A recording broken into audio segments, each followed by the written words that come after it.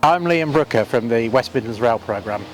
and I'm really pleased to be here at the site of the future Pineapple Road Station in Birmingham with colleagues from the University of Birmingham and the University of Technology Jamaica.